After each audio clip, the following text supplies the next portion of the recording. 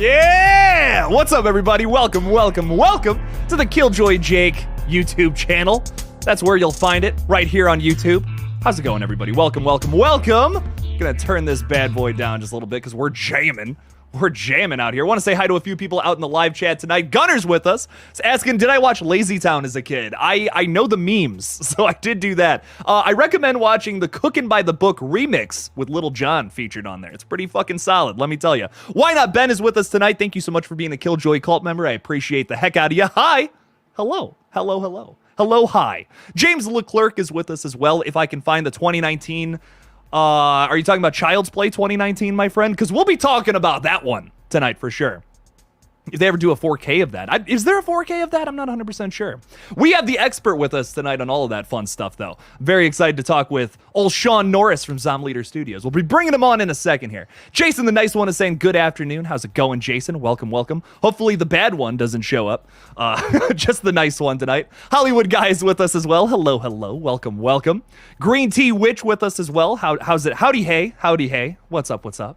Slashing it with Matt. What's up, Matt? How's it going? Thank you so much for being a Freddy tier patron, by the way. I appreciate the heck out of you. Hopefully we'll be doing a podcast real soon here. Hyped for it, man. Your choice is Black Christmas 2006. Killer choice, my friend. Very good choice. Excited to talk about that.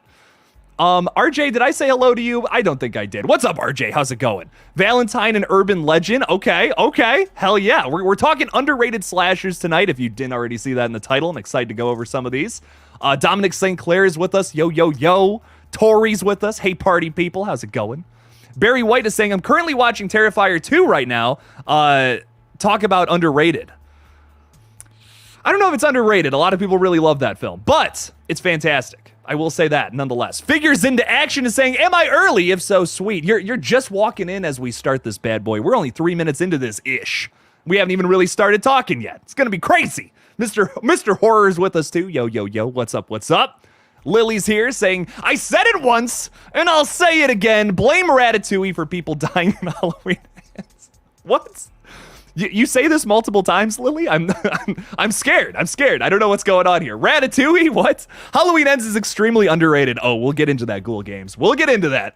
Chris is here with us, too. What's up?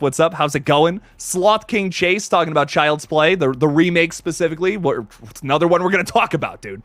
Hi, Jakey Cakey. That's what they call me. Got this fat ass on the back of me saying the Supreme Coven. What's up? How's it going? Ty, I think I said hi to you. And Zoe's with us as well. Yo. Sometimes I forgot Child's Play 2019 ever existed. Kind of falls under the cracks a little bit, but I think it's worth talking about at least. And hello to Ashley. Hello. Welcome, everybody. Thank you so much for joining us tonight. Let's talk some underrated slashers. Now, I have a guest with me tonight because he is a big ol' expert in the slasher genre and the physical media department as well. Welcome, Sean Norris from Zomleader Studios. What's up, Sean? What's up, Jake? Thanks for having me. Absolutely, man. I'm excited to talk about just underrated slashers, maybe something that you really love that the general public does not. Is there anything that comes to mind immediately there? Rob Zombie's Halloween 2.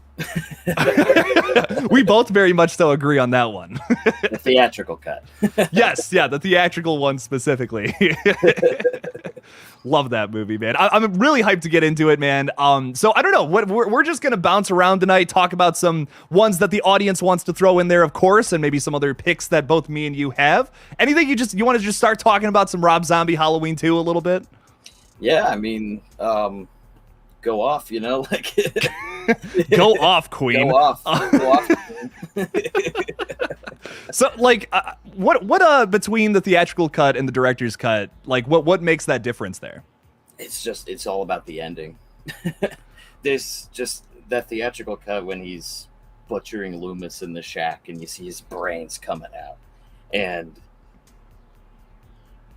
he doesn't speak like he does in the director's cut. That's a big one. The not speaking, yeah. The not speaking. That's the number one part for me. But the thing is, I do like everything else about the director's cut. I almost feel like the two cuts should swap endings because I feel like the director's cut's storyline is setting up a Laurie that goes crazy and not a Laurie that tragically dies. Yeah. You know what I mean? But the theatrical cut, it could go either way. And so the director's cut ending, I think, makes more sense at the end of the theatrical cut. But Let me tell you though, it was a rocky road with that movie. Like the first time I watched it, I hated it, and I started with the theatrical cut, and even still, I was like, "This is terrible. What happened?" And then I watched it again, and I was like, "Hang on a second.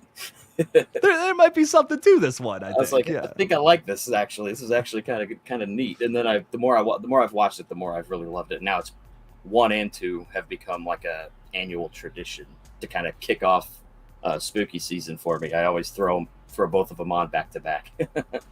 Oh yeah. I've always really liked 2 because I feel like the characters are just way more likable than even like the first one or in the director's cut of 2. Like I actually care about what's going on and if they die or not. It's not just a shit show the whole time, you know? Like they cut out an entire sequence where like like Laurie's just saying just a bunch of nasty shit to people. Like there's more emotional moments, I feel like, in the theatrical cut versus the director's cut.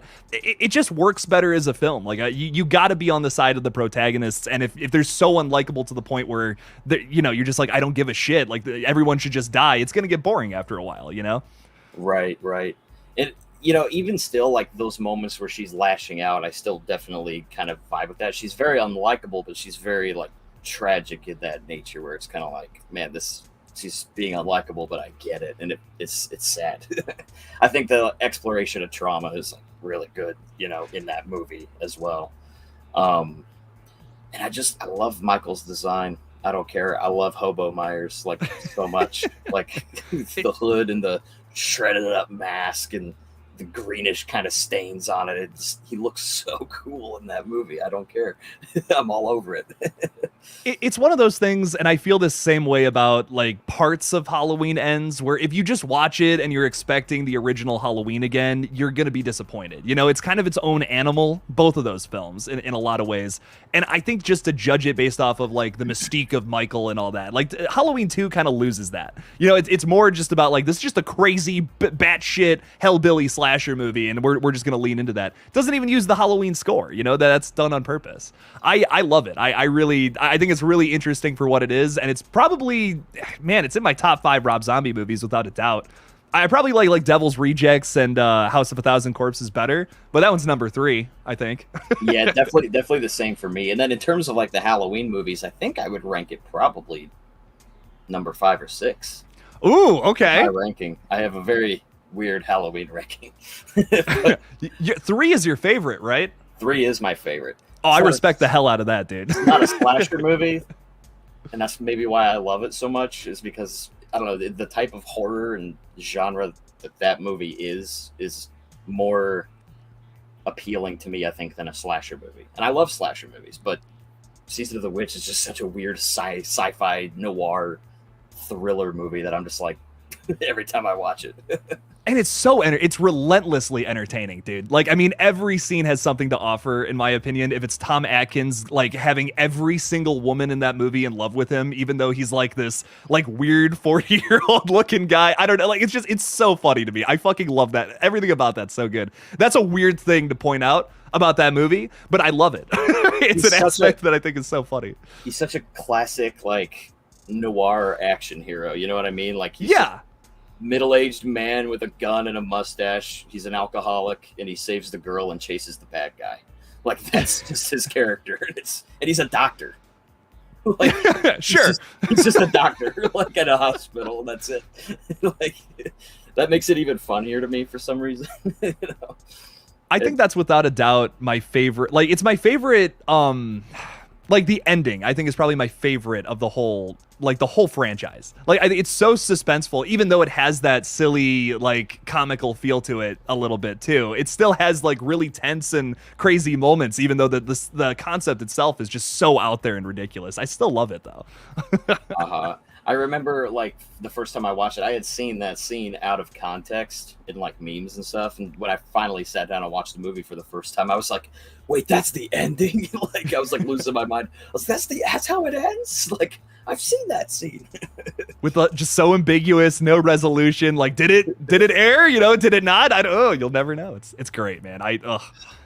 It doesn't need to be touched either. I see so many people saying like, "Oh, we need a remake," and I'm like, I don't know, man. I think it's good how it is personally, but I've always thought that like a really neat sequel to Season of the Witch would be the best of two things. It would be a slasher movie and a Season of the Witch sequel, and you could call it Season of the Shape, because Halloween exists as a movie in that universe, in that timeline, as like Michael Myers is a fictional character. So what if what if Silver Shamrock comes back, makes Michael Myers masks to tie in with Halloween Ends when it's coming out, and everybody's buying these Michael Myers masks, and then through 5G radio tower, I don't know, it activates the chip, and then instead of turning into snakes and bugs, they start killing people like Michael Myers.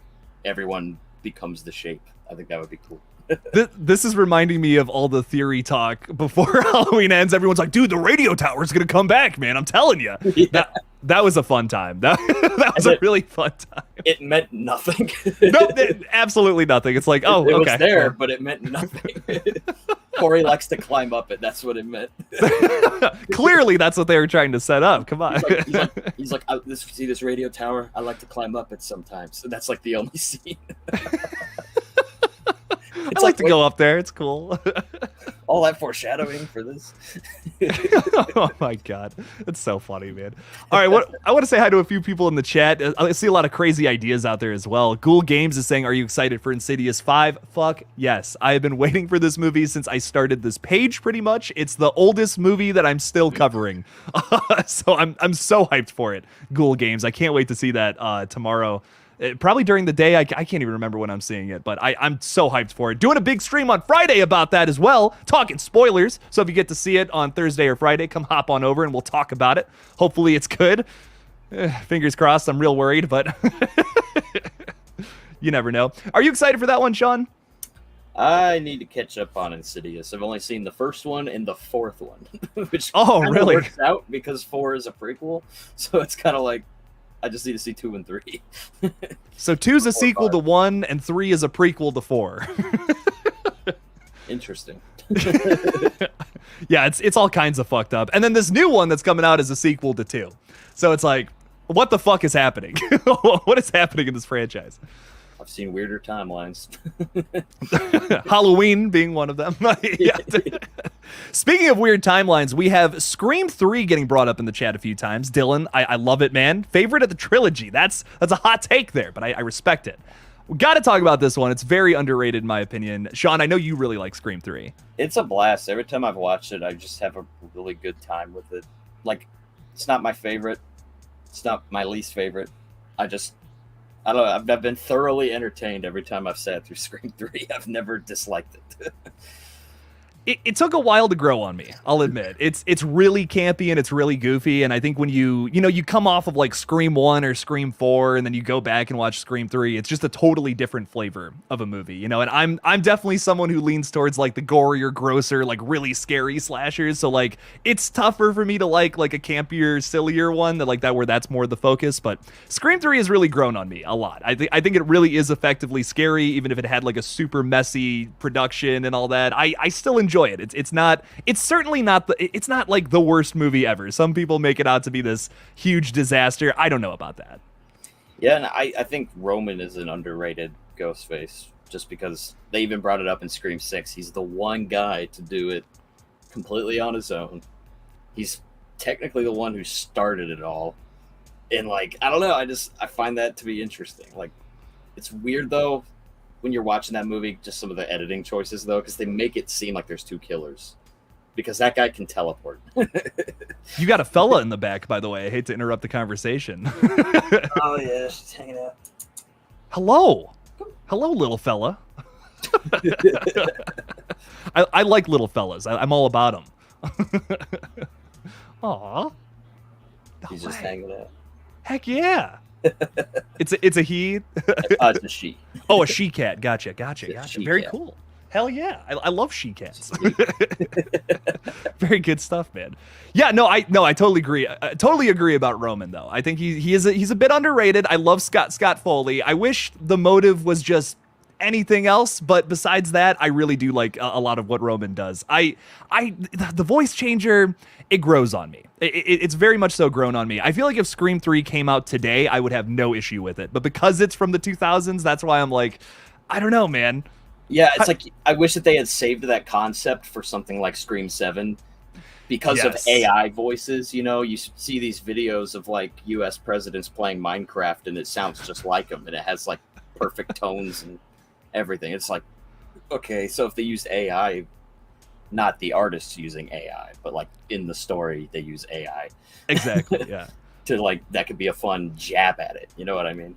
And that would be so like just a great thing to do commentary on. You know, I don't know. Me personally, I just think that would be great. Like, especially in today's climate, it's something that I would be okay with them revisiting because it could be utilized towards like movie commentary with what's going on like literally right now. I think that would just be awesome. Ghostface like using AI to fuck with the voice and stuff. I'm like, that's great. Yeah. Oh my God. I don't know. I think that'd be really cool. And you could have like a whole like background commentary, like they're making Stab 10, Stab 9, Stab 10. I forget which one they're on in universe. They could be making that, and there's like a whole, they're using AI to make this movie or something like that. That could be so funny. Oh, see, that's perfect, man. Like the killer commentary. I think that would be. I would be okay with it there. You know, it's one of those things where I'm like, maybe it's made Scream 3 better because of that. You know, because that's a factor of it, and it's like, oh, okay, nowadays maybe that's a little better. But yeah, I would like to see that revisited and done in a different way because it could be utilized for something real fun here. Sarah Campbell has upgraded to a YouTube member and is all the way up to the Freddy tier. So thank you so much, Sarah. Holy crap. Constantly supporting this page. Sarah, I really appreciate the heck out of you. Thank you, thank you, thank you. We'll have to get you on the podcast sometime soon here. And also, you guys may know that Sarah's hosting trivia night next Friday. So I'm very excited for that. It's going to be really fun. So make sure to stop on by for that. Very good stuff. Sarah, thank you again for your support. Thank you, thank you. We also got a $5 super chat from Hollywood Guy saying, off topic, but did you happen to hear about the Scream panel with Sydney and Stu on whether they are coming back? Her answer seemed open to interpretation. Did you hear about this, Sean? I did, actually. And I have some thoughts on it. Hit me with them. So, yeah, it seemed like they had asked her if she's going to be in Scream 7, pretty much. She just straightforward asked her. And she said, I don't know if I can talk about that. To which I think that means something, because when people were asking her if she was going to be in 6, it was a very definitive no. You know, so the fact she's kind of being I think she might be coming back. She's got to be coming back, man. I mean, as much as I don't think she would have fit in 6, I miss her. You know what I mean? It's one of those things where if they find a way to work her into the story organically again, I'm all here for it. I think that would be fucking awesome. So hopefully she comes back. Hopefully she's hiding something right now where she really wasn't with all the Scream 6 talk, you know? So I'm very excited for it either way. Stu coming back. I mean, I don't know about that. You know, literally part of Scream 6 was making fun of that theory. So I don't see that. I don't see it happening, no matter how you feel about it. You know, no matter how you feel about the Stu returning thing. I just feel like they made a very huge point in Scream 6 that they're like, yeah, we're done with that. Are you a Stu truther, Sean? No. The most blunt no I've ever heard in my life. He's dead. My man's dead, but we love him. We love him so much, though. He's great. Hollywood Guy, thank you so much for the $5, man. I really appreciate it. Hopefully we see Sydney back. She is still alive after all. So Sydney train. Get it Sydney going. Train. Very good stuff. Very good stuff. My theory is that Sydney's alive and coming back. It's a good theory. See, it's based in logic, you know. So it's a good logic. All right, now I'm just getting mean. I gotta stop. No, I'm kidding. Johnny Hideout UK is with us as well tonight. Thank you so much, man. I appreciate it. Got all the hairs cut recently, so I appreciate that a whole lot. Thank you, man. Horror Nerd is talking about the Hatchet films. How do you feel about these? Have you ever seen any of these movies? I haven't. That's one of the few franchises I haven't dipped my toes in yet. Is the Hatchet movies? I definitely need to pick them up and get on it. I've seen the first one. I think it's fun. I think it's a fun slasher movie. It just doesn't really. It doesn't do anything special for me. Like, I always need, like, if you do a movie and it's just exactly everything that Friday the 13th did, I'm just like, okay, you know, it was fine. But, like, I need something for it to stand out. And I think one of those movies that we both kind of agree is super underrated is, I fucking had it on here, and now I don't. Sleepaway Camp. Sleepaway Camp is so good. It's so underrated. I'm getting the poster because I want to pull it up. I made all this fun shit happen. Here we go. There we go. I pulled up the Blu-ray. Look at that. We pulled up the Blu-ray. There we go. Got my stack of underrated movies here. Sean is fucking ready tonight, everybody. But tell me about Sleepaway Camp. Why do you love this film? I think it's everything that the first Friday the 13th wishes that it was. I don't know. It's a movie that doesn't waste your time. You know, Friday the 13th, you watch a girl make coffee for like 10 minutes. And then you watch them chop a snake in half. And then it's like, you fall asleep. Sleepaway Camp it's constantly moving and it's constantly doing the most ridiculous stuff you've ever seen. Like they lock a guy in a bathroom stall with bees. And he dies. Like so what? Funny.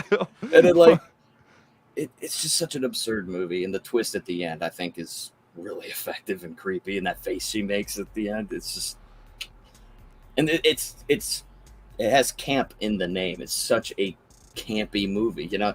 There's a scene where a guy finds a bunch of dead kids and it's supposed to be this heavy moment, and then he like turns around and he has this fake mustache on that looks like a piece of electrical tape on his nose, and it's so funny. Like it's supposed to be this dark and serious moment, but it's so funny because of it.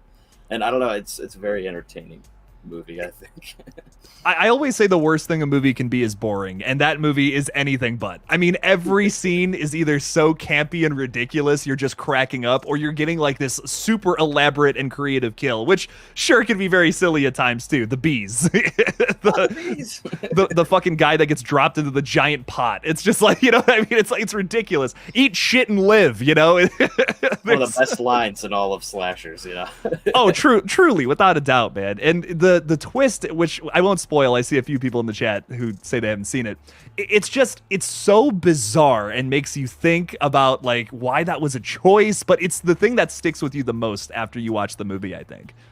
Yeah, it's just that shot and the noise that is being made is just, it's haunting. Like you just saw this funny guy with a fake mustache, and now you're looking at this terrifying shot, and then the movie just ends and leaves you on that, and you're like,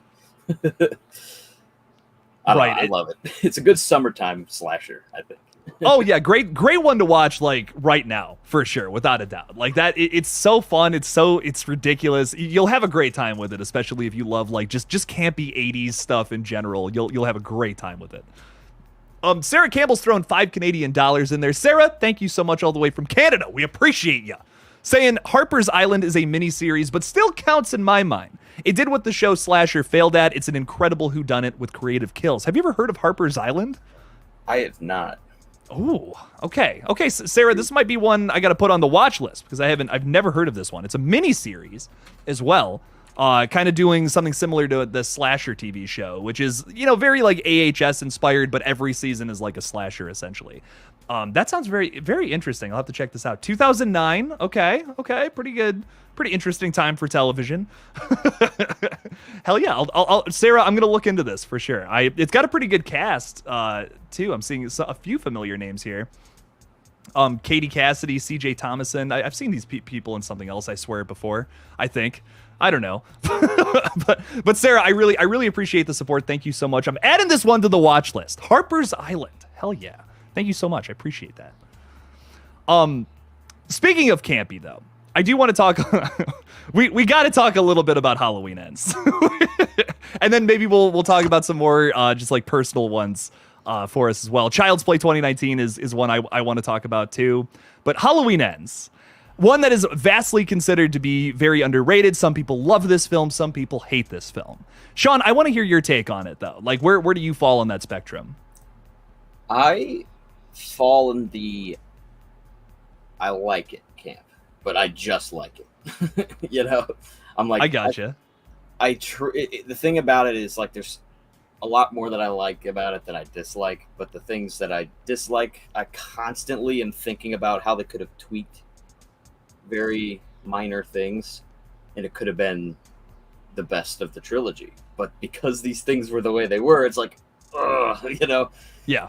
Like, I just constantly think about what could have made this movie better, and then I come up with a better movie in my brain, and I'm like, why didn't they think of this? Why didn't they do that? You know, I drive myself crazy thinking about it. You know, like, But with what's there, I think the score is the best of the franchise.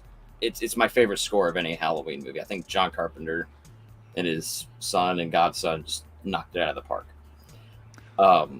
But I like the character of Corey, but man, you cannot convince me that Allison would just drop everything, abandon her last living family member, and leave over a guy she met 4 days ago. And she is so into him, dude. I mean, she is like throwing herself at him. I think she forgot she was Andy Maniac. 4 days. 4 days. And none of their conversation feels natural to me. Like I just watched it before this stream. I wanted to be like ultra prepared to talk about this one. And that's the biggest thing I absolutely hate about the movie. Like, I totally agree with you. There's so much potential in some of the ideas. A lot of great, like, new ideas thrown into the mix. The idea of, like, the transference of evil from Michael to another person. I love that. I think that's super creative and a great way to really inject some fuel into this franchise, make it go to different places instead of just the same guy trying to kill people every single movie. That's great. I love that. I hear that argument for this movie all the time, and I agree. But the thing that doesn't work for me is how they handle the characters from the previous movies, essentially throwing out everything that was set up about these characters to make it work for this story. And that's what I don't like. Like, there's a creative way they could have found that would have made all of that work. And, you know, we've talked about this before. Just make Cameron Corey and the whole thing fucking works. And you don't have to force a love interest angle for Allison. Maybe she's already in love with Cameron. Maybe they fix things after the events of Halloween Kills if he lived. But it just doesn't work for me because she's so in love with this guy for no fucking reason. Corey gives me no reason. Yeah. And I think, too, like, I think it would have been a lot more believable and natural if, just imagine this, you don't even have to make it Cameron. Just imagine if that opening scene when Corey's up in the attic, when Jeremy's locked him in there, and you're getting the shots of Jeremy's parents coming up to the house, Corey kicking at the door, maybe Jeremy's outside the door snickering, you know, and then a shot of Corey's phone on the couch downstairs while The Thing is still playing on the TV, and then it lights up and it's Allison calling him. And you're like, oh my God, this is Allison's new boyfriend. And then you get the 4-year time jump. And it's like, okay. They've been together for like a year, like years. You know what I mean? Yeah, that would work. Incident puts some strain on their already established relationship. She knows he's not like Michael. Because she's been with him for so long. But 4 days, come on. Yeah, right. And then there's that whole, like, so you would, like, because of that, you'd have to throw out the whole cop thing. But that sucks. Dude, I'm going to be honest. The whole, like, thing where it's like, oh, she used to date a cop for a while, but he's a dickhead. You know what I mean? It's just like, I don't, like, this is completely unnecessary filler. And there's so much more interesting things that could have been happening, in my opinion. Like, we got nothing from Kyle Richards. We got nothing from the officer character whose name I can't remember for some reason. Hawkins. We get, like, nothing from him. He's just obsessed with cherry blossoms and he can speak, like, another language now. That's it. Yeah, it's like, what? What is going on here, man? I don't know. To me, I'm just... there's so many things that movie could have done and could have been fantastic, could have been the best of the trilogy, and it just whiffs it, I think. But imagine too if, like, so take that opening and then get rid of the band kids, dude. Yeah, like, get rid of the band kids.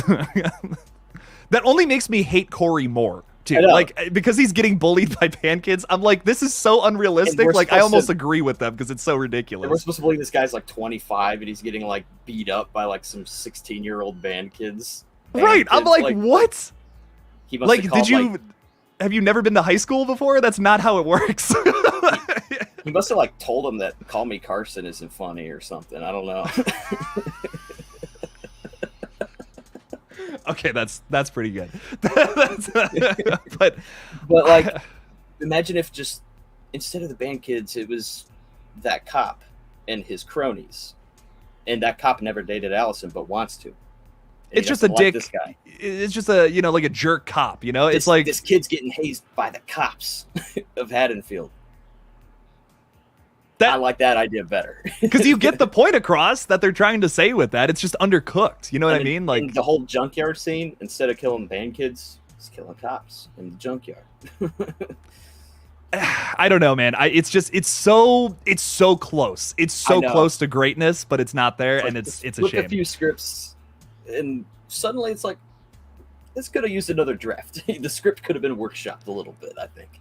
It does feel like a first draft. I mean, there's a scene early on where Laurie and Kyle Richards' character, they're literally like talking over each other, like during a scene, and you can't understand what they're saying. And then out of nowhere, Laurie Strode, a character who has never been very outspoken, just starts talking about like showing your tits to people. And I'm just like, what? Like, this is not Laurie Strode at all. I was sitting in the theater on opening day, and I was just like,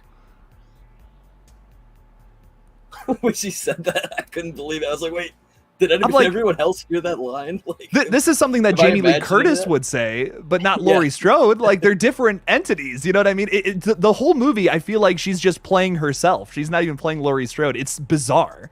One of the funniest parts of the movie was like right in the opening scene when she's talking and it's her like voiceover over different, like a montage of different things. And there's just this part, like the music is louder than like this background audio, so the background, like the dialogue in the scene is like really quiet because you're not really meant to really pay attention to it because it's just kind of music over a montage.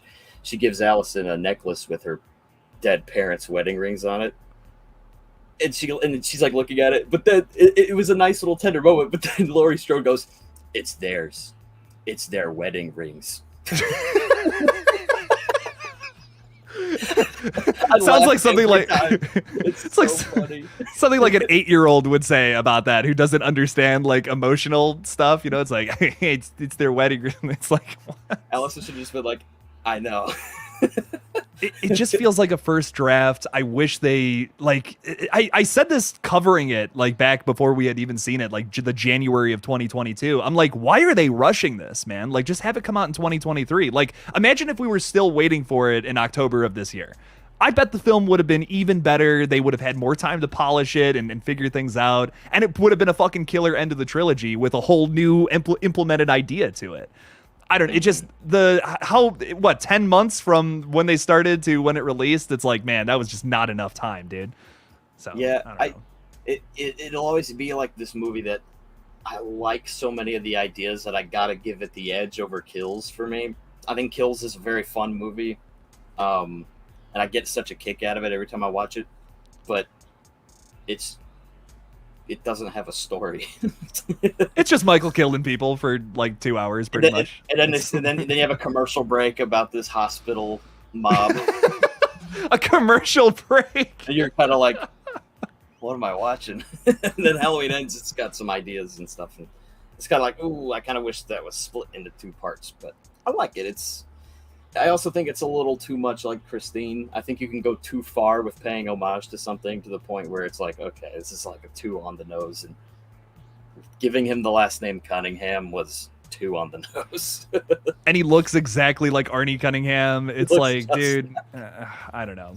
Christine is such a good movie. You know, if Halloween Ends did anything, I hope it made more people watch Christine. It's a very underrated John Carpenter flick, in my opinion. Speaking of underrated movies, just in general, you know, I feel like no one really talks about that one. Is Christine technically a slasher? With the it car, can be. You know? Have you ever seen The Car? Like, it's like a 70s movie. It's basically a slasher film before like that was a thing, you know what I mean? But with a car. So is Christine kind of the same thing? I guess, you know? Car slashers, you know, we have Death Proof and Christine. Death Proof, Christine, The Car, Max you know, Overdrive, Joyride. I just rewatched Joyride. Joyride. That's not really a slasher movie, but kind of. It's a stalker movie. Yeah, kind of, like, you know? Nobody actually dies in that movie. Does no one die? No one. Oh yeah, no one does die in Joyride. That guy gets his jaw ripped off, but he lives. Oh yeah, yeah. I remember that movie being fucking brutal, though. Yeah, I did too. But rewatching it the other day, I was like, "That was a really good movie, though. That's very underrated. People don't talk about that." Good. I watched it for the first time, and I was like 11, and oh wow, I watched it with some cousins, and it like scared us to death. we had like a summer of doing prank calls, and then we watched that movie, and we were like, "That's like the ultimate prank call gone wrong."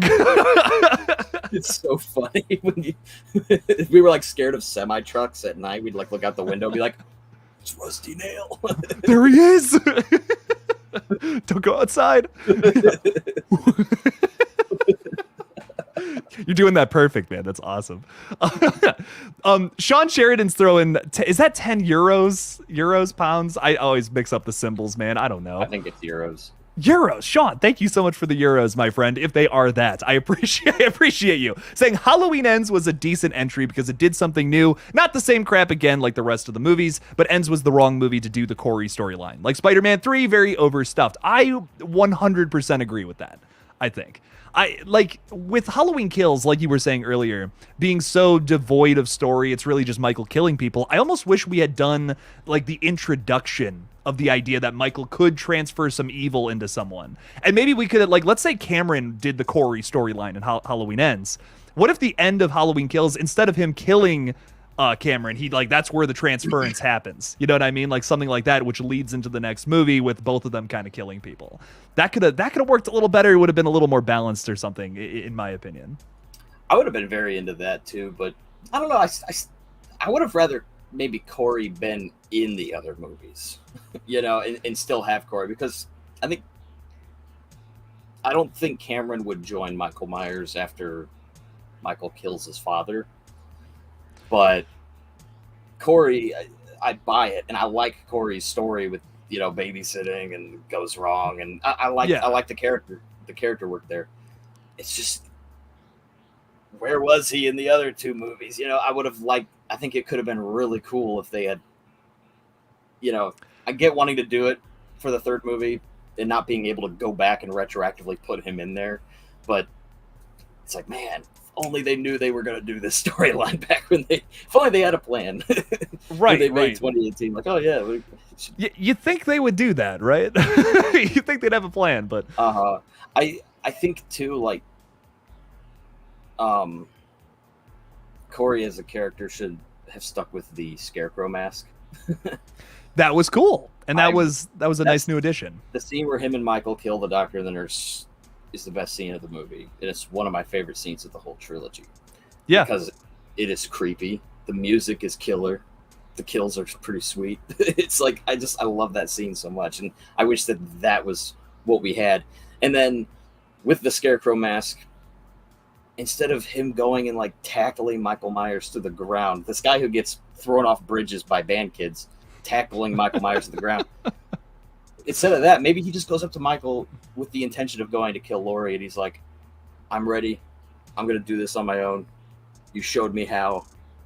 And then he like leaves, and Michael just kind of watches him leave or something, and you know he's about to follow him. You know, like, that would have been more respectful of Michael, I think, and it would have got the same point across that Corey's going solo, and he could stick with the Scarecrow mask. I think I've just never been crazy about like Michael Myers teaming up with someone, like even if it wasn't really his choice, you know what I mean? Like I almost wish we could have done like two conflicting killers, like going after people, and like maybe they meet up at one point and they just kind of go their separate ways, you know what I mean? So you get the idea that there is this evil built inside of them that is maybe the same, but they're both just on their own evil agenda, which is why I think I'm so attracted to the like Cameron being like replacing Corey a little more. I think that just could have made for a more interesting movie, because I don't really feel like that was ever necessary in Halloween Ends. Like, it's cool in that one scene you're talking about, but it just never feels like it never feels organic. You know what I mean? It never feels like this is something that would naturally happen with the same Michael Myers from 78 to here.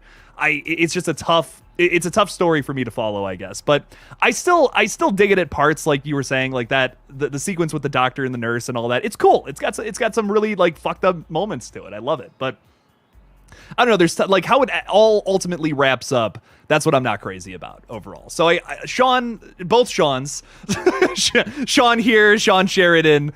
I feel you. I feel you on the overstuffed version. It's a little too much. I wish they could have like simplified it a little more. Maybe spread it across multiple movies instead of just doing nothing in Kills and trying to do everything to wrap it up in Ends. I just think ultimately we could have found a better solution for that, without a doubt. But Sean, talking about the Sheridan one. Thank you for your support, my friend. Thank you. Appreciate that. Anything else you want to say about Halloween Ends, though, before we kind of talk about like some? I want to go on a Child's Play 2019 rant, which I know you haven't seen it, correct? So you wouldn't really be able to add to that. Anything else you want to add about Halloween Ends, though? I don't know. It's I think it's a movie that got better on rewatch for me, and I'll probably watch it again this fall. We'll see how it's aged after a whole. I haven't seen it since last fall, so it will be a full year this coming fall when I watch it again, and we'll see how a year of time has affected it for me. So we'll see. But how will it age? Yeah, that's the thing is, I don't know. It'll be interesting. Because that's a big thing that people say a lot. Like the people who love Halloween Ends is like, well, in a couple of years, people will really like it. I'm really curious to see if it does age well or not. I'm excited for that, to see if it does or not. But I real quickly want to go on a rant about Child's Play 2019. So Sam Carpenter is not a fan, saying it's pathetic, not a very good movie. I wasn't crazy about it either the first time I saw it, and Sean, I'm not going to spoil anything for you, but I do want to talk about this because the two movies I get all the time in my comment section is Halloween Ends is actually good, it's underrated, and Child's Play 2019 is also fantastic. Now, what I want to say is I think the kills are great. The cast is phenomenal. But the story, I think the big thing I don't love about it is it takes, you kind of know how they changed Chucky up in this? Yeah. He's no longer he's not possessed by a strangler, like a serial killer or anything like that. He's just a doll that's malfunctioning because there was a button in his programming that says he could just start killing people at any time, which is a little ridiculous and far-fetched, but it makes for some fun moments throughout the movie. I think the concept is reduced down to the most basic form of what a killer doll could be, and that's why it's just nowhere near what the original could be. How do you feel about that concept overall? That concept is why I haven't seen the movie. I saw the trailer and I was like, but, you know, I don't know. I'll watch it for completion's sake, just so I can say I've seen all the Chucky movies, because I've seen them all except for that one. So I got to give it a watch. I got to give it a chance. And then, you know, Mathregan came out earlier this year, and I was like, this looks exactly the same as Child's Play 2019. and it kind of is, but I just feel like the setup is way better, like in every degree, because like in Child's Play, like basically all they do is they just show you like a worker, like who's working on the doll, and it's like the guy just gets pissed and like says like, yeah, you know what, presses the kill button, and then the thing's just fucking evil. Like in Megan, it's like it's learning, it's getting smarter, and it's realizing it can control the situation and all that. It takes the whole movie to get to that point instead of just immediately being, we're evil now. You know, I think that's just it's a little more natural. It feels like, okay, this works. You know, we're not going from just 0 to 100 in the opening scene. We're taking our time with it. We're building this character across an entire movie instead of just, yeah, we need to get to evil doll right fucking now. But you liked Megan, right? I haven't seen Megan either. What? Oh shit, man. I watched the trailer. I was like, this is the same movie as that one, so I just didn't watch it. But well, sorry if I spoiled anything. I got that pretty much from the trailer. But I think I have a good double feature to do there with the two of those movies. That would be a good double feature, back to back. They're very fun. I had to say my piece about it, wanted to give my take on it, but I don't know. Just in my opinion, Megan is by a landslide way better. I think it just does the same concept, but in just a much more organic and stylistic way that I just really appreciated. It felt like, you know, like those Adult Swim infomercials? Yeah. A lot of the humor feels like that. And that's like, it just gives it its own unique flavor that I love. It's so bizarre and weird. And Megan's saying like this really evil, weird shit, but she follows it up with like a huge, like top 40 pop song. It's weird, man. It's a very strange and out there movie. And I'm glad it's not just the TikTok movie that I thought it was going to be. But I enjoyed it. For sure. But I'm glad to hear it's not. Yeah, I don't know. I really loved it. But real quickly, I do want to shout out Sean here. His channel is Zomleader Studios. Go check out all the movies he's made. Whitetail's probably my favorite, but I'm in Casadastrophobia, so maybe I'm a little more biased towards that one. Very good stuff out there. Anything you want to say about your channel, man? Yeah, you know, we just got a few short films on there and a creepypasta series that I made in high school. That's kind of terrible, but fun. But Whitetail, the Grindhouse cut. Watch that version. That's the best, most ideal version of that film, I think. And then Casadastrophobia, spoiler alert, Jake gets his face ripped off. It's pretty cool. We filmed that scene 3 days after we met. I remember you were just like, hey, you want to be in my movie? I'm like, yeah. And you're like, you're going to get your face ripped off. Is that okay? And I'm like, yes, absolutely. That was so much fun, man. Oh my God. I'm so excited to do it again here real soon. Oh yeah. Can't say any more about that though, but I love teasing it. I love teasing it, Sean. Yeah, gotta throw it away. But yeah, check that out. And absolutely, if you have watched nothing else, I know some of y'all have seen Cassadastrophobia. Check out the Grindhouse cut of Whitetail. It is so fucking good. There's a scene in that is so fucking scary, Sean. I love it. Oh my God. Oh, very good stuff. So check it out. Go subscribe.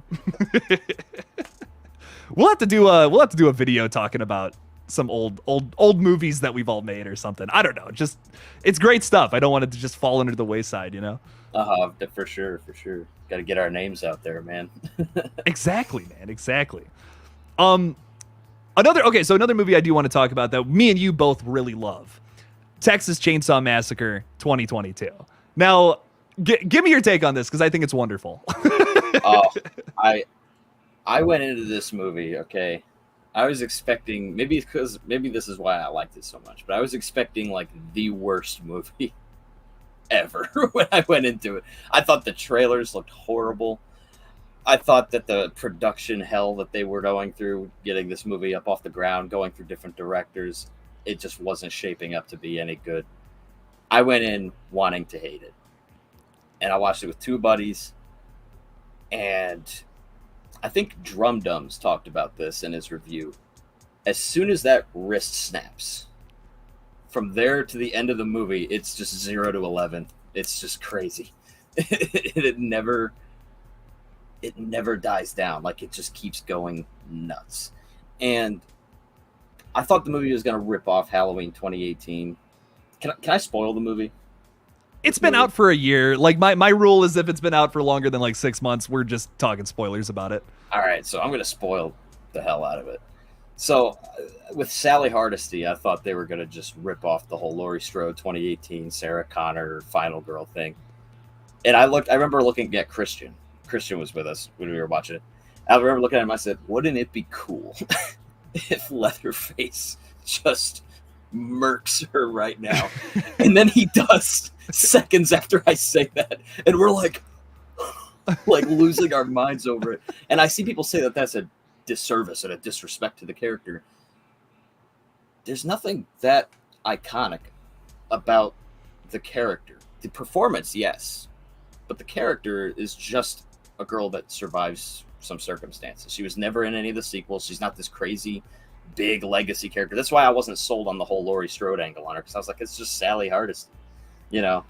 Marilyn like Burns, you might not even know that name after watching the film, you know. Right. And so I was just like, yeah, I would love it if it flipped the whole like predictable requel thing on its head and just killed her. And then they did, and I was like super into that. And I thought it was tragic. I thought it was crazy. I liked that part. And then another angle that I really liked for the movie was there's a political angle to the movie, but it wasn't bad. You know what I mean? There's one thing that I don't love, but I think I know what you're talking about. The movie, I don't know, the way the stance that the movie takes, I think is interesting. And there's kind of that rednecky guy who seems like he's going to be that guy. You know what I mean? But then I like that. Yeah, it's being kind of likable, and there's actually that kind of soft, tender moment between him and the final girl of the film, and I actually was really surprised. I was like, this is actually kind of nice. I kind of like this character work a lot. And then he dies trying to save her from Leatherface very brutally. And that says a lot. That says a lot about the city country relationship. You know what I mean? So yeah, it was just people coming together against this chainsaw wielding maniac, and I kind of liked that. I thought that was kind of neat. I don't like the school, and that's all I'm gonna say. That aspect to the movie, it feels undercooked, and because they didn't pay enough attention to that, it just feels a little distasteful to me. But like that angle, yes, I agree with. But she's supposed to be a survivor of, I can't say that on YouTube, but I I don't know how it's just weird. It doesn't feel developed enough. And once again, that might be a product of the fact that this movie had multiple directors. Directors were on set and got fired because the movie wasn't going in a good direction. That's fucking scary. It had a lot of production issues, but for what it is, I love it, and I think they turned out a really good product. It's got some great kills, maybe some of the best of the franchise. The fucking bus scene is in my top 5 scenes for the entire franchise, without a doubt. So, me, Andrew, and Christian, we actually met Mark Burnham, who played Leatherface in the film, and he actually was telling us, like, in insane detail, how they did that bus scene. It took them like 2 weeks just to film the bus scene, because they were the only film that was actually in production for a certain amount of time when COVID was still going on. They were the only film that was like that was like in production, and so they had the whole like studio backlot to themselves. But because of the protocols, they were only allowed like 45 minutes of filming time at a time before they had to clear everybody out of the bus, wipe down everything, test everybody, and then do the next take.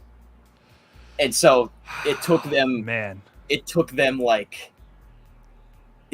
2 weeks just to film that scene. They used so much fake blood in that scene because of how long it took. And it's just, it makes you appreciate it so much more when you just think about how much hell that must have been to film, you know?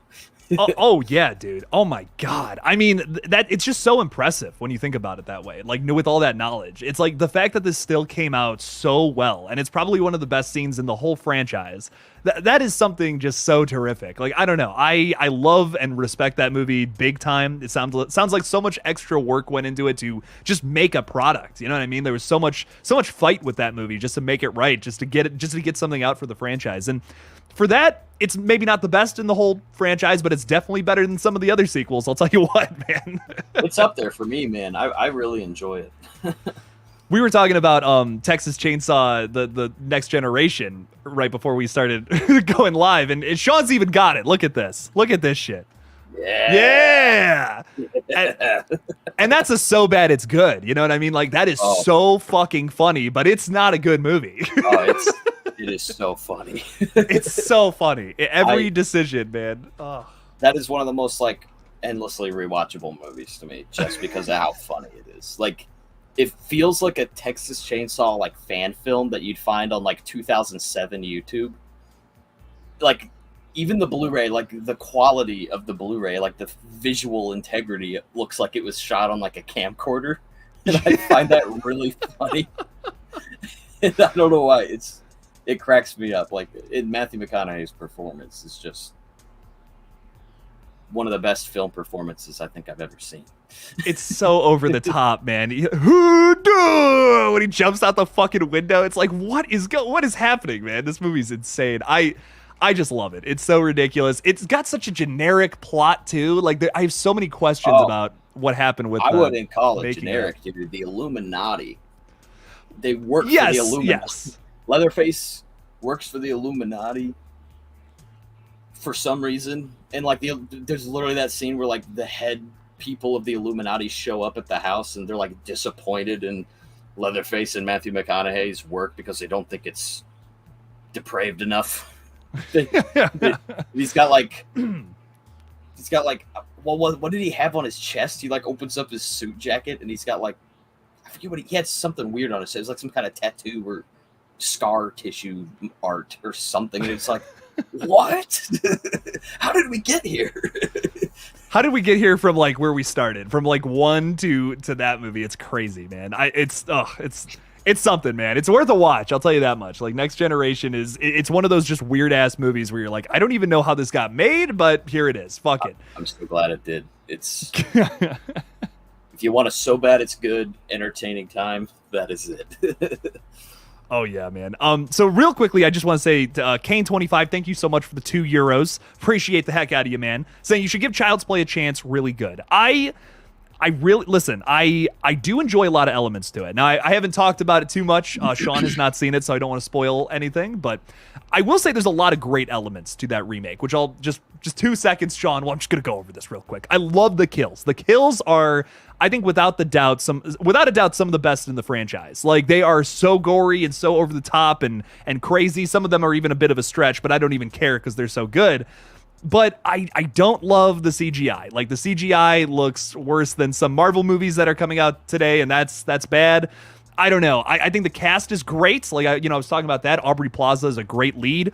Gabriel Bateman, also playing our new Andy, is excellent. I can't remember the cop's name, but he's also really good. Brian Tyree Henry, fantastic as like the lead cop character. It's got a lot of good things going for it. It does. The Mark Hamill as Chucky is such a weird choice. Great voice actor, don't get me wrong, but some people are just not fit for certain roles. Like, he does it in a way that I just don't care for. I don't know. I'm just not crazy about it. He's always like trying to talk like a child. I'm Buddy now. I don't know.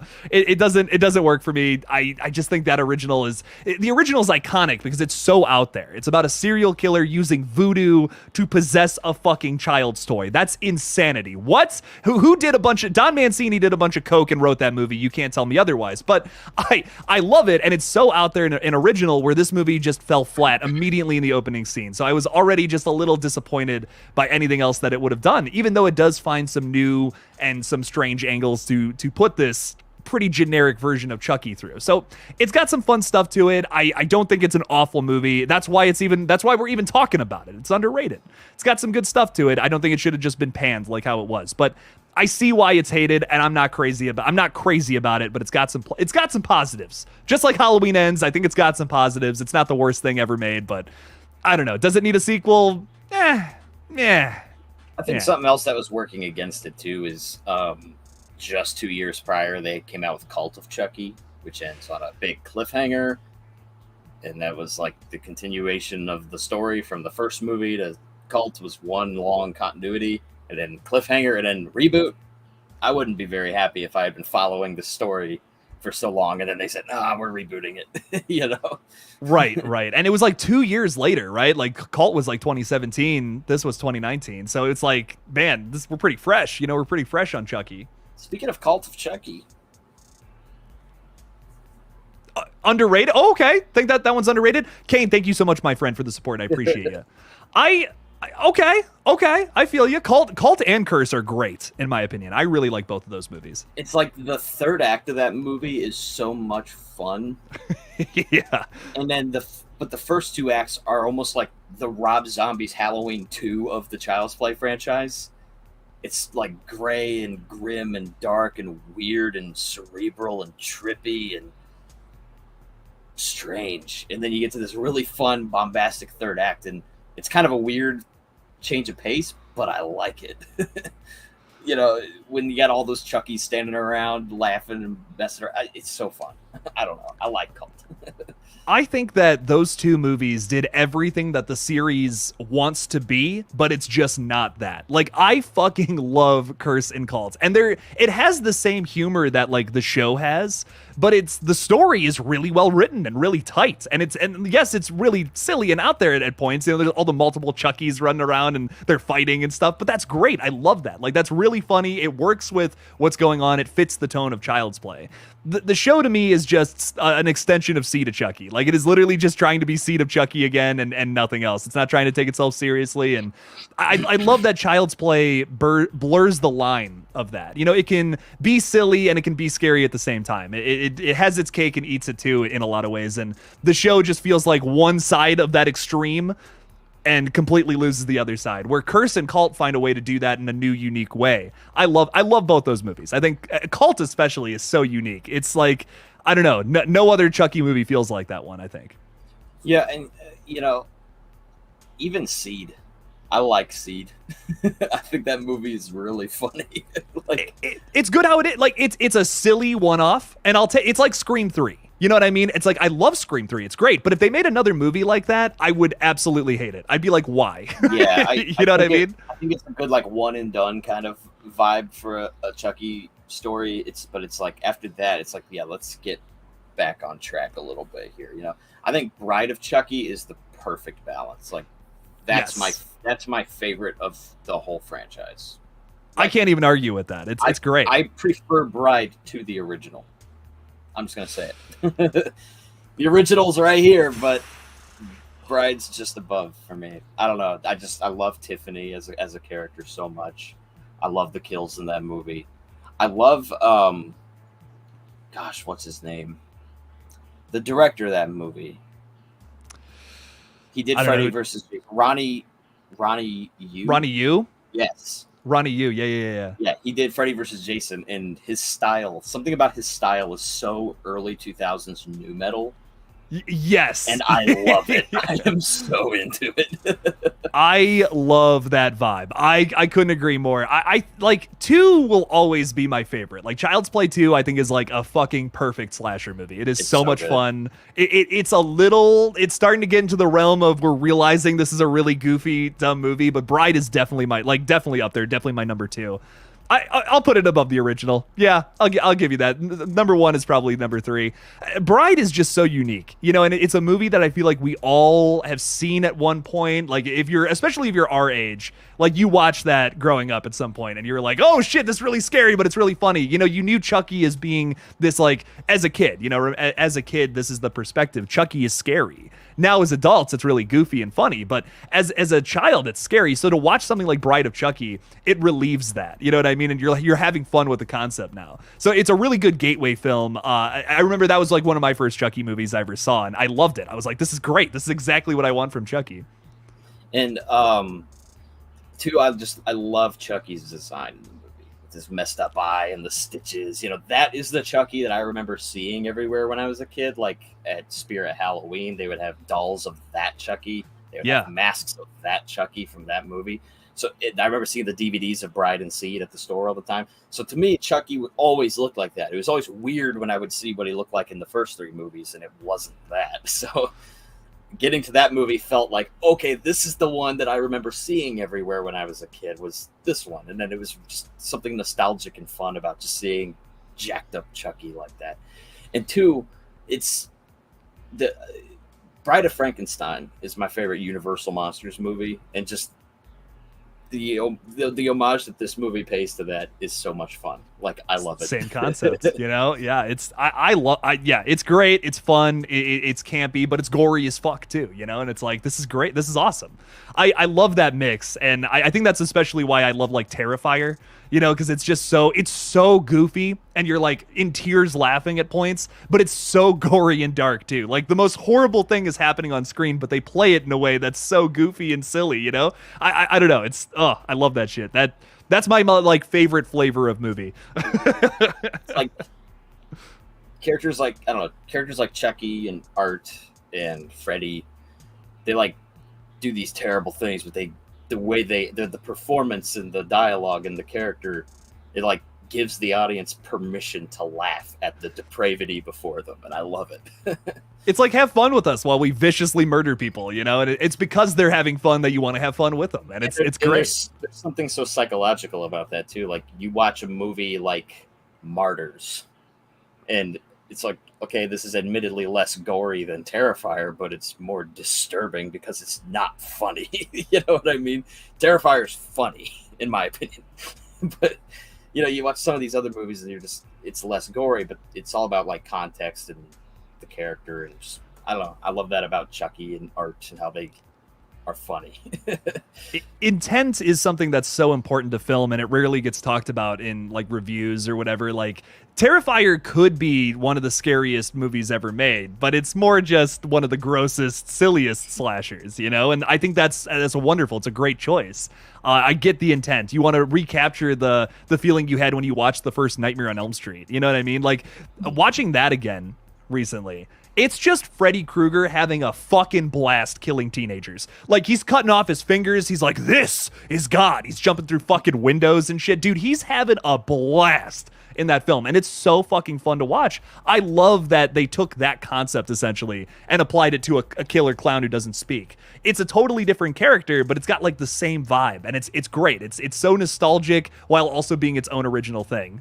And two, like, if Art wasn't charismatic, if he wasn't miming, if he spoke, if he was frowning, it would be scary, you know? It would be frightening, it would be horrifying, but he's always like, you know, just stuff like that, and it's so funny. Like, I can't help but like laugh watching him do his thing. Like, and I love that. It wouldn't be the same if it was scary. It would be cool, but it wouldn't be the same as just look at him go. You know, right, dude. Meeting David Howard Thornton was absolutely phenomenal at Horror Hound. By the way, I will never get over that for the rest of my life.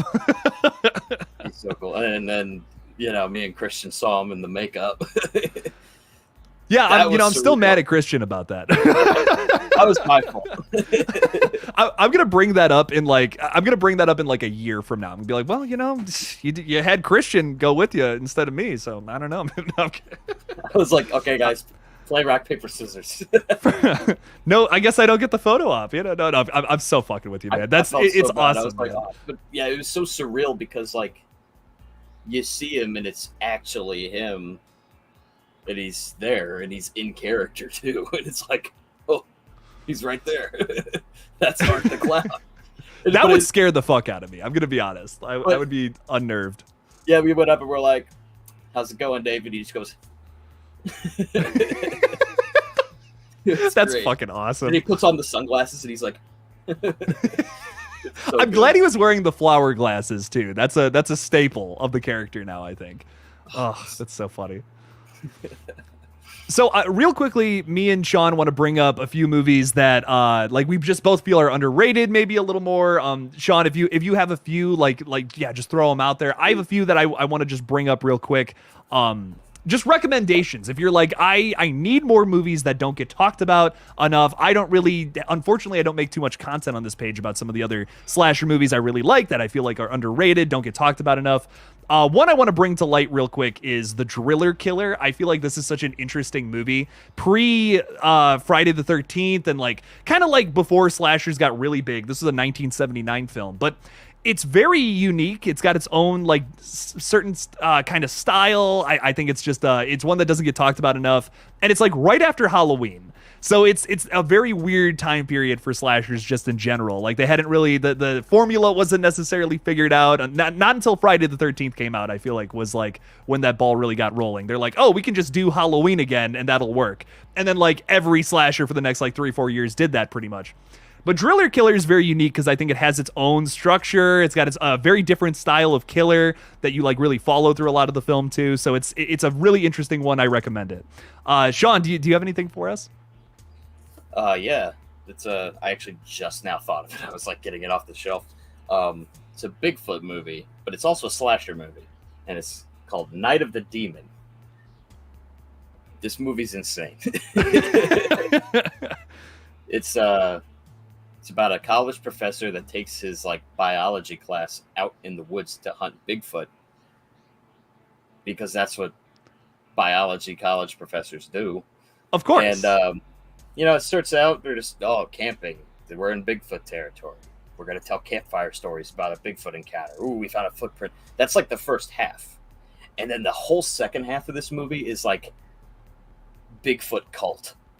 Bigfoot human baby hybrid. Religious Bigfoot statue icon. Bigfoot massacre. It's crazy. It's like, it explodes into this weird movie that was made for probably $10 back in the 70s. It's so bad that it's great, and it's like my dream as a filmmaker to remake this movie with the same plot but like a budget. You know what I mean? I love the story, and I think we need more Bigfoot movies, and this one swings for the mountains. It's a good killer Sasquatch slasher movie, and hell yeah, I love it. I just thought of it. I was like, oh my God, I got to talk about this. You were telling me about this one at Horror Hound as well. I got to sit down and watch this one. It sounds very weird, very out there, but like that's my bread and butter, man. I'm just going to say there's like a scene where Bigfoot's like killing people in slow motion and like it's like 10 minutes of slow-mo. But the audio is real time. So like people are like, but they're like screaming in real time and it's really funny. Like, oh my God. I think I laughed for like the entire last 20 minutes. I have to see this. This it sounds wonderful. I love like disgusting B movies from that time period. You know, if it's like 80s, 70s or whatever. Another really good one I feel like is Amsterdammed, which does not get talked about enough. I think that this is such a unique movie. It's very giallo in that like it's a mystery, you know, like it's a guy in a mask killing people, and it's got like a crazy twist ending, of course. But I think it is so special. There's a scene in the middle of the movie where you get the killer getting chased by a cop in broad daylight on these like huge boats, and they're going like 30, 40 miles per hour through these like super tight canals in Amsterdam. There's no way they got a permit to film this. It's one of those things that you will never see in another movie ever because it's so illegal. But it's like the highlight of the movie. It's such a weird thing to say, like that's the highlight of a slasher film, but it's so fucking interesting. Like you can't stop watching it. You're like, these guys are gonna crash and die at any moment. Oh my god, like they're so close to the brick. Holy shit. It's phenomenal. It reminds me of the same feeling I had watching Zombie from 1979 when the shark gets attacked by a zombie. You know, it's like, how the fuck did they film this? What? You're just thinking that the whole time watching that in this movie, and it's great. Got a few people in the chat as well. Sarah Campbell saying Chopping Mall is a good one. Have you ever seen that one? I've not. I need to. That's a Wes Craven movie, right? Or am I thinking of a different one? I don't think that's Wes Craven. That's the one with the robots in the mall killing all the teenagers. Oh, you're right. Okay, I'm sorry. I'm thinking of shoot, what am I thinking? I'm typing it in. I'm trying to figure it out. I have to know. Deadly Friend. I was thinking of Deadly Friend for some reason. Oh, okay. I haven't seen that one. I hear that one's good though. I haven't either. I've just seen the cover, and for some reason I confused that poster with Chopping Mall's poster. I want to see Chopping Mall. I've seen a clip that has Barbara Crampton in it, if I'm not mistaken. I think it does. And she's great. Oh, dude, yeah. Such an you want to talk about underrated, very unsung hero of many horror films. From Beyond. You ever seen From Beyond? No, but I own it. I bought it, and I haven't thrown it on yet, and I'm excited to see it. That's my favorite Barbara Crampton horror movie, like without a doubt. She's great in Reanimator, don't get me wrong, but I think her role in that one's even better. But really great. Oh yeah, really great stuff from her. Ty Lee is talking about Strangers Prey at Night. I fucking love that movie. I almost like it more than the original. Very good, very killer, scary slasher movies. How do you feel about the sequel, Sean? I've only seen the first one. What? I have not seen Prey at Night. I remember when Prey at Night was coming out, I was like, this doesn't need a sequel, so I kind of wrote it off, but I've been hearing a lot of people come out of the woodwork saying how good it is, so I'm like, okay, I kind of want to check it out now. Like, I'm intrigued. It's very different from the first one. You know, it's like, I don't expect the same, like, you know, slow build, slow burn to something like really scary at the end. It's a little more stylish. It's got like, you know, like some big songs and stuff in it. It feels more like, trying to think of a good comparison with this one. I don't want to say Mick G because that's such a bad example and he makes really bad movies, but like it feels a little more like stylized. You know, you got like some like big songs in there and stuff, but it's played like against a very dark Strangers-esque story. You know what I mean? Like it still has a lot of the staples of that first movie. It's just done in a different style. It's almost like Evil Dead 2 to the original Evil Dead. Like very similar movies, but the tone is so different. That's why they're very unique in their own rights, even though they're kind of the same thing. I would say that's a pretty good comparison, even though I don't think those movies are as good as the Evil Dead movies, but very good stuff regardless. I'll have to check that one out for sure. I was thinking... Go on. No. I wasn't saying anything. What's up? Oh, I was just thinking of another underrated slasher. Hit me with it. That's what we're talking about. Intruder. This is okay, one. So tell me about this one, because I don't know too much about it. So, it's written and directed by Scott Spiegel, which Scott Spiegel co-wrote Evil Dead 2 with Sam Raimi. Him and Sam, he's part of that big friend group of Sam and Bruce and Rob Tappert and all of them. He's actually... He co-wrote Evil Dead 2, and he actually has a cameo in Spider-Man 2, which is kind of funny. He's that guy that he finds the pizza on his balcony, and he's like trying to steal a piece, and Spider-Man whips it out of his hand and puts it back in the box. That's Scott Spiegel. No way! Yeah, and he also wrote and directed Hostel Part 3. But yeah. He did Intruder back in the 80s, and it's kind of funny because the movie is marketed like every poster and copy the top billing actors are Bruce Campbell and Sam Raimi. Bruce Campbell is in the movie for 2 seconds at the end, and Sam Raimi is the background supporting character. Ted Raimi is also in it, and so is Danny Hicks, who was the redneck Jake in Evil Dead 2. Okay. He's one of the main characters in the movie, and it's just so fun to see all these like people from Evil Dead, and to see Sam Raimi acting in the movie is really funny. But it's in a grocery store. They all work in a grocery store, and they're like working at night, like third shift in like a grocery store. And there's a killer going around the grocery store killing all the employees at night. It's kind of like that SpongeBob episode, Graveyard Shift. Yeah. There's even SpongeBob music in this movie. Like, I don't know how to explain SpongeBob music, but you know when something intense is happening in SpongeBob music, it is playing in SpongeBob, and it starts playing that music. You know? Yeah, I mean? yeah. That music is in this movie. I don't know if it's from this movie or if this movie just used some stock horror, intense suspense music, but it's in the movie. We were like laughing, we're just rolling, watching like people get killed in the slasher movie to SpongeBob music. It's really fun. But there's some gnarly kills in the movie too. Like there's a kill with a meat cutter, like a table meat cutter. Yeah. Where a guy's head goes through it like that, and the effect is really convincing. I was like, what? Nice. Okay. It's a good little slasher movie.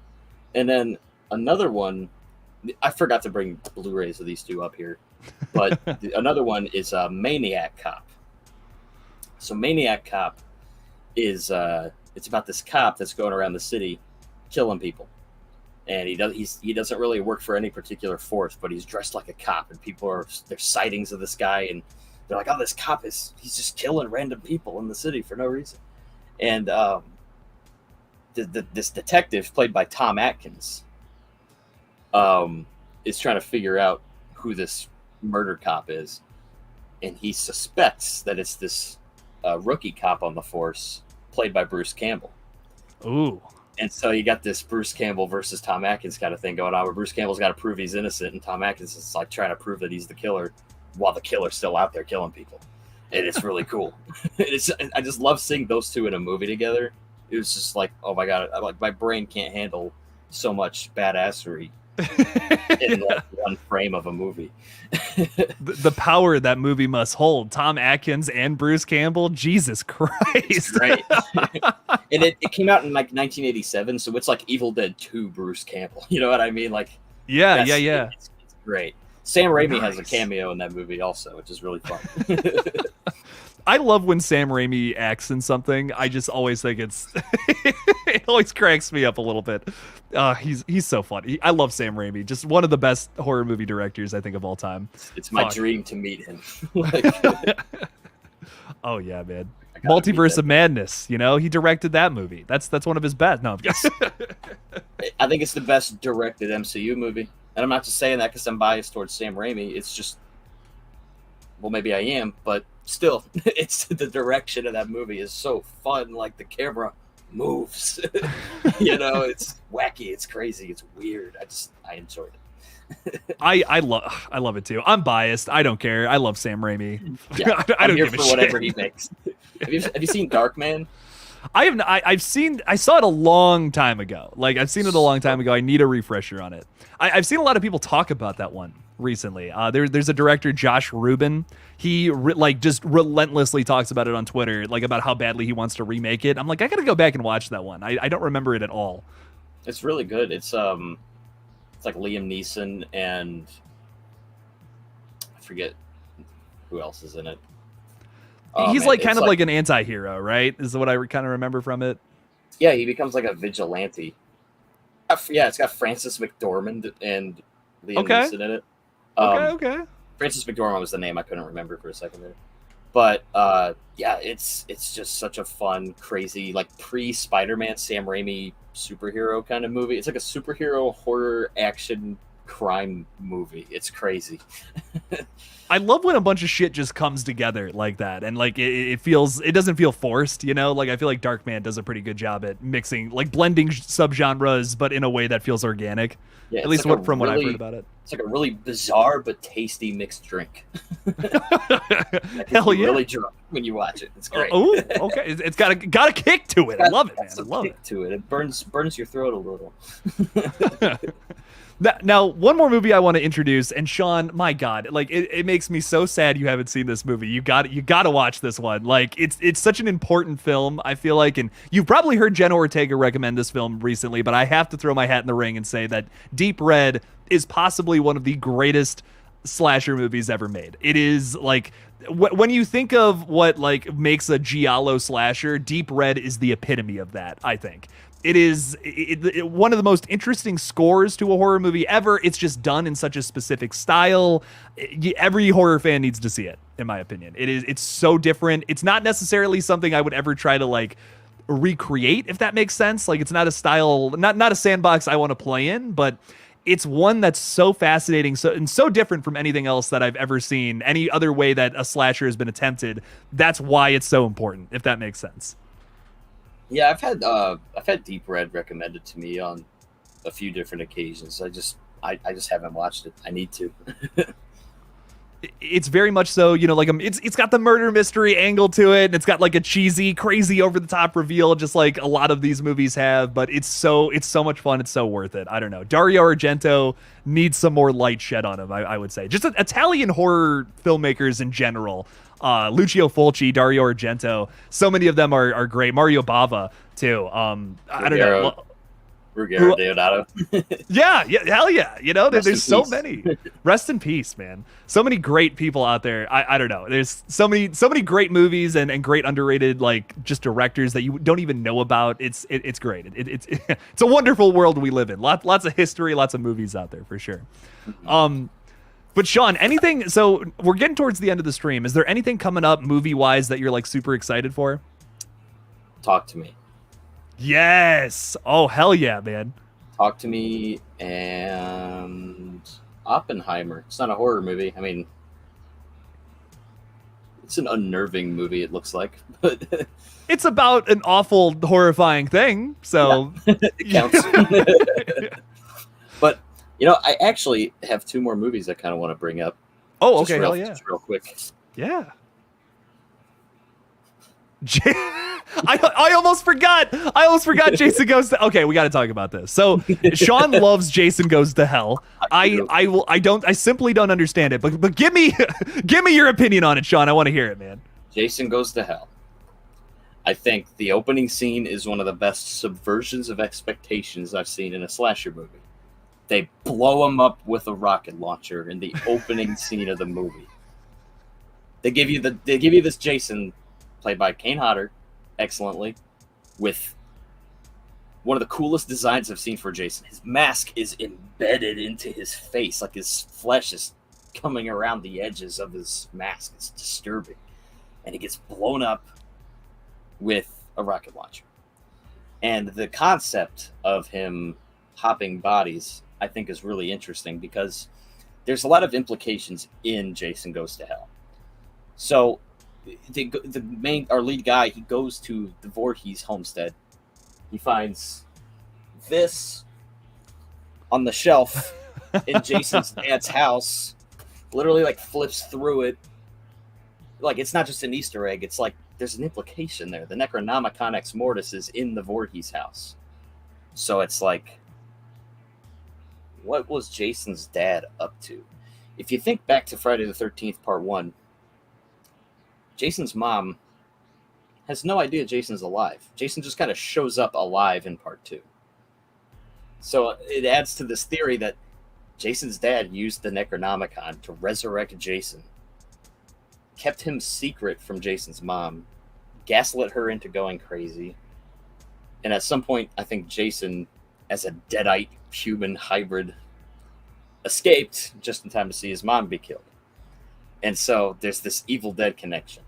And then at the end, you get Freddy's glove pulling the mask down, and then that sets up Freddy versus Jason. And they were going to do Freddy versus Jason 2, which was going to include Ash. And then it got canned because I think I heard that the intent was to kill Freddy once and for all in that movie, and New Line wanted Freddy to be in many more movies, which didn't happen. Yeah. Which is upsetting because like we could have had it. We could have had that, and it would have been so cool. But that's the closest thing we have to it is Jason Goes to Hell. There's some Evil Dead in there. There's some Nightmare on Elm Street. There's some Friday the 13th, all in this weird movie, and it's like a weird, trippy, like nightmare of a movie. It's terrible, but it's also awesome. It's like, so I think it has some of the best gore of the Friday franchise as well. You get people literally melting when Jason unpossesses them, and that guy melting when his jaw comes off and stretches like pizza cheese, dude. It's so disturbing. And then you got like the stop sign kill when that so good. Like I remember that movie was really jarring to watch because the MPAA had butchered so much of the other Friday movies. So watching that one, it was like, whoa, this is suddenly super gory, and it was really cool, I thought. Because that's the first Jason film with New Line, right? Like, because like they were owned by someone else previously. Paramount. Yeah. Paramount, right. So yeah, I think they were a little more like lenient or something towards New Line. I don't know. I really don't know. But that one is definitely a step up from, you know, especially the last like 7 and 8 are heavily censored, and it's like, are you fucking kidding me? So then to go from that to Jason Goes to Hell, I agree. It definitely does have an edge because of that for sure. But it's out there, man. It's a weird movie. It does feel almost like the Avengers of horror, like 80s horror flicks. You know what I mean? To have all those references in there. Yeah, it's very interesting. I think it's a really entertaining movie, and I think by the ninth movie, you're allowed to do something kind of crazy and different like that. You know what I mean? Like this body snatcher kind of Jason movie with gnarly kills. You still get like Jason in his true form bookends the movie at the beginning and end, which I think is kind of nice. And the middle is kind of the meat and taters of what they're trying to do, but they still give you the hockey mask. You know, it's a compromise, I think, and I don't know. I enjoy that movie quite a bit. It ranks highly in my Friday ranking. It's definitely better than some of the other sequels where it's kind of just they're doing the same thing again. You know what I mean? Like I feel you there. It's one I would come back to for the concept alone. So I'll give you. I will give you that. I will give you that. Don't even get me started on Creighton Duke. Oh, and yeah, Creighton Duke is one of the best. Franchise. Yeah. Oh yeah. I want my team up movie of Creighton Duke and Tommy Jarvis fighting Jason. Pre this movie, like before the events of that movie. It would be great. I think when you think of like Friday the 13th and you're like, who is like the definitive like final person in this world? I think most people would probably say either like Ginny or Alice or Tommy Jarvis would be number one, but Creighton Duke is the one I want to see back more than anybody, like without a doubt. I want to know why he goes, you remember me, when he fights Jason. Like, what happened? Why does this guy have a like vendetta for Jason? I want to know. I want to see that. Is there more to this? Come on. There's no demand for it. It'll never happen, but I want it. And Ty's talking about the finger. That's maybe one of my favorite scenes in the whole movie. Just breaking fingers for information. Like, what? It's like, why is this even here? Why is this happening? That's so funny, man. I love Creighton Duke, man. Without a doubt. You said you got another movie as well? One more. This is my last one. Hit me with it, man. Curse of Michael Myers. Oh, yeah. One of the weirdest in the franchise. Oh, yeah. Which cut do you prefer? Producer cut all day, I think. It's just a little smoother. You know? It has a plot. Yeah. I don't understand what's happening in the theatrical cut. I don't understand it. And that's my problem with the theatrical cut. I think the kills are great. I think it's really funny and entertaining, and the atmosphere is great. Michael Lerner and George P. Wilbur, I think both give a great performance as Michael. But I'm just like, what's the story? Like, what's happening? Why are these doctors in an operating room being killed? What are they even doing in there? What's with the babies in jars? I don't understand. Why is Michael Myers bleeding green? I don't know. It's funny, but I just the producer's cut has a story, and I gravitate more towards like the weirder side of Halloween, like the Samhain stuff, and just stuff like that. So I prefer the producer's cut. I think when I first saw part 6 and I saw like just the cut that most people know, it's chaos. You know, it's literal chaos. It's just like a bunch of crazy shit, new ideas being thrown out there, and all these like brand new characters as well. it's almost to the point where it's like overwhelming, and you're like, I can't fucking tell what the hell is happening in this movie. Why is Paul Rudd stealing a baby? I don't fucking understand this. What I love about the producer's cut is it's still chaotic, but it organizes that chaos a little bit. You know what I mean? It's a little easier to follow. I think it just makes more sense. If you want to get into the Cult of Thorns story, you really want to give it a chance, you gotta watch the producer's cut first, I think. I just feel like it gives you more of a satisfying continuation, not conclusion. Does that make sense? Like, it's a good continuation. I don't know if the conclusion is all that fantastic in either cuts, but I still really like this movie. I feel like it deserves a better chance, even though it is so fucking out there and weird.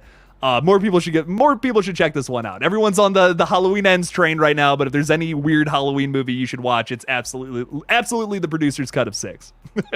And too, I just love the visual of just like a bunch of guys in cult robes, like in a stone underground base with like an altar that they're gonna sacrifice someone on, and Michael's just chilling down there with them. It's so weird, but I love it. Like, and also too, I love there's so much more Loomis in the producer's cut. Loomis is the main character of the producer's cut. He's barely in the theatrical cut, and his final performance too. It's his final acting performance, and they butchered his performance in the theatrical cut. The producer's cut, you get the full thing. It's really great. And also, too, Michael's performance. I think Michael Lerner did really good with the reshoots that they had for the theatrical cut.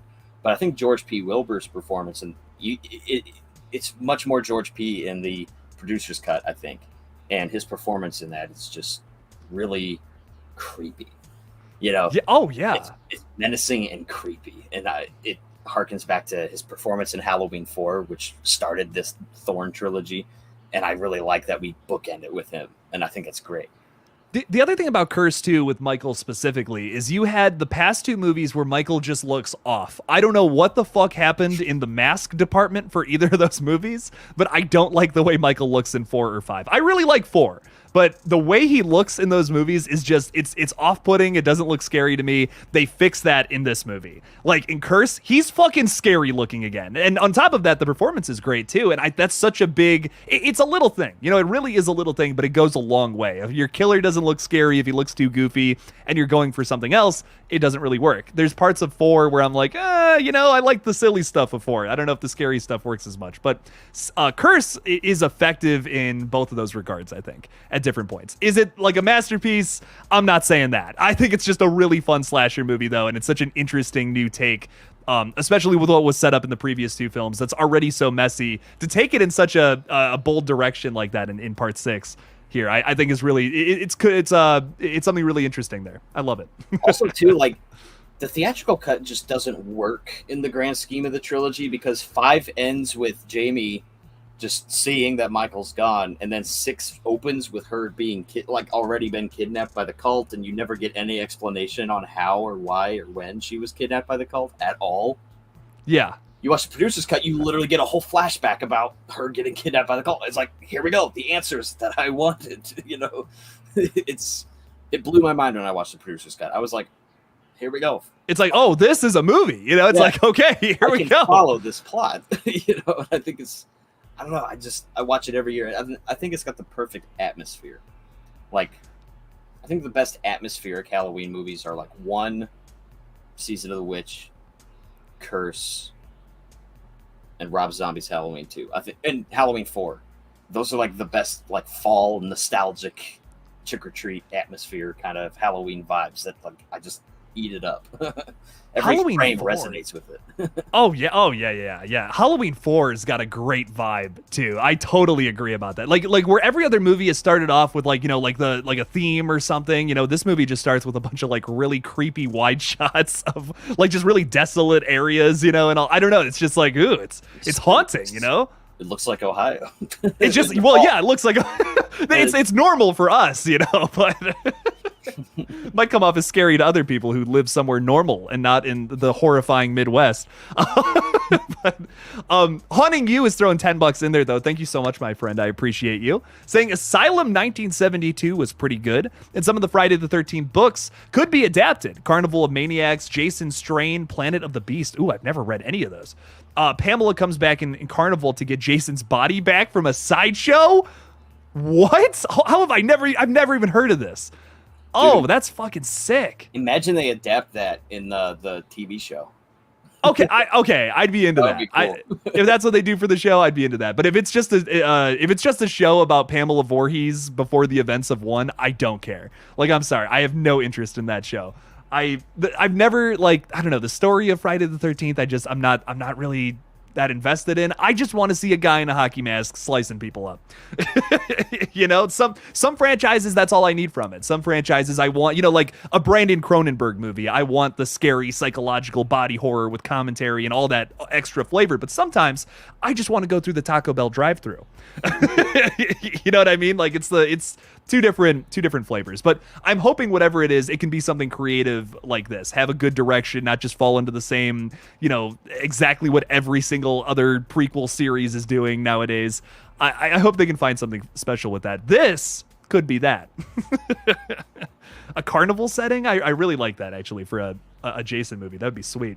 I don't know what Planet of the Beasts is in regards to Friday the 13th, but I'm fascinated. I'm intrigued. What if that's the title of the next Friday the 13th? It's just Planet of the Beasts. It's like, what does this mean? Like what? Jason? It's a sequel to Jason X. He's on another planet and fights aliens. Yeah, I think they made some Jason X sequel novels. Oh, did they? I don't know anything about like books or comic book continuations. I know they exist. I've just never really gotten into some of them. Me neither. I just vaguely remember seeing something like that. I would read it. Oh, I would totally read it. Like if that's a movie I would totally love to watch because it would just be so ridiculous. How do you continue that story, you know? Give me like an animated series of Jason X.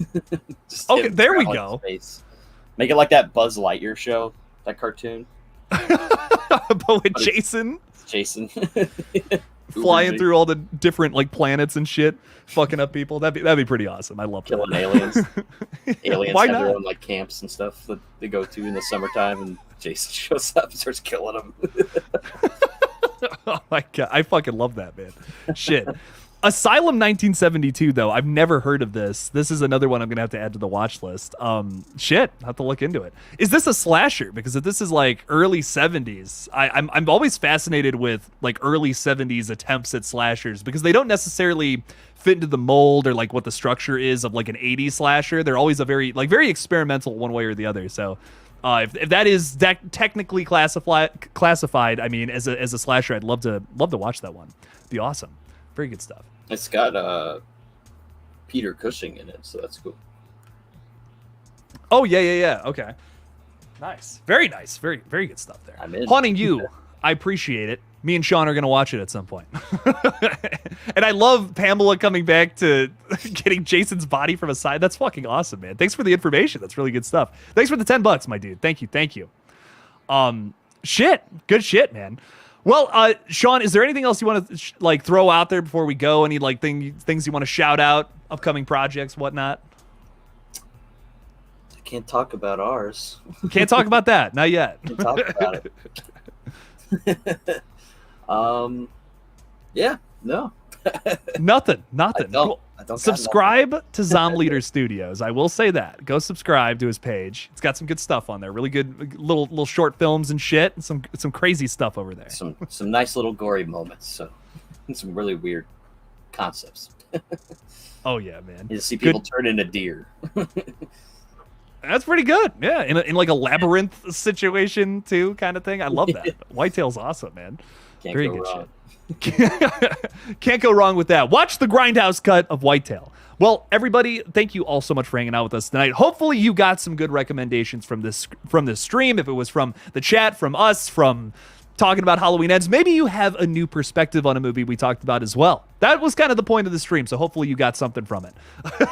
I appreciate you all for hanging out with us tonight. Thank you for all the support. Got a lot of super chats tonight. I really appreciate you all for that. Thank you. And as always, don't forget to kill it out there and check out the stream on Friday. Okay, now we can end it. Love you all. Thanks so much for hanging out with us tonight. Peace out.